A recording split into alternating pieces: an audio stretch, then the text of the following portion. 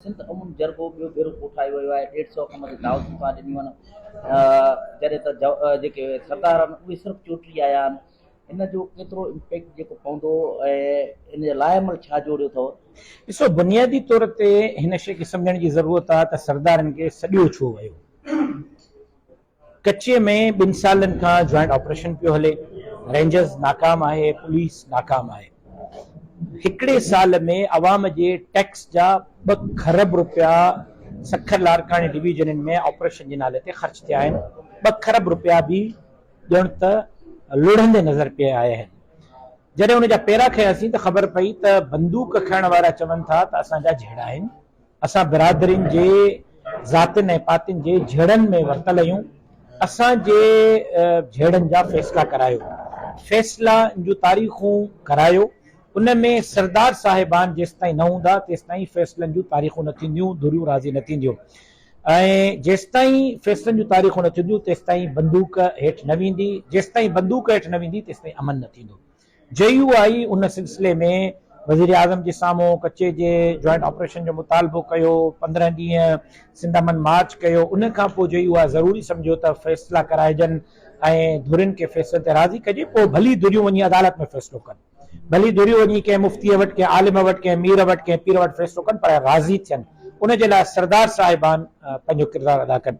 लेकिन बदकिस्मती सां हिकु दफ़ो ॿीहर हुकूमती सरदार साहिबान अॼु शरीक न थिया आहिनि। मां सम्झां थो त शायदि हुकूमत जे तरफ़ां उन्हनि खे ज़ोर आहे त तव्हांखे अमुन जे कोशिशुनि में क़दम नाहे खणणो। मां सम्झां थो त शायदि रियासत जे नक जे हेठां हुकूमत जे मौजूदगी में जॾहिं जदीद हथियार कच्चे में पहुचनि था त कीअं पहुचनि था। पुलिस धाड़ेलनि खे पाण पाथारीदारी ते रखे पई ऐं उन्हनि खे माहवार पगारूं ॾे पई, कीअं अमन क़ाइमु थींदो।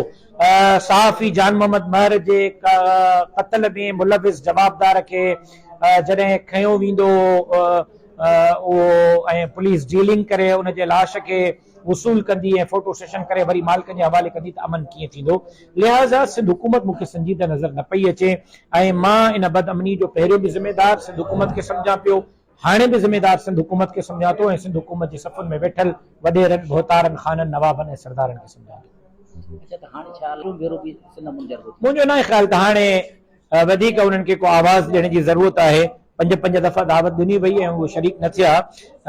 25 तारीख़ ते कराची में जनरल काउंसिल जो इजलास थींदो जंहिंमें मौलाना फज़लुर रहमान साहब शरीक थींदा। उन जो एजेंडा बि अमन आहे ऐं सिंध जे अमन जा मसइला आहिनि।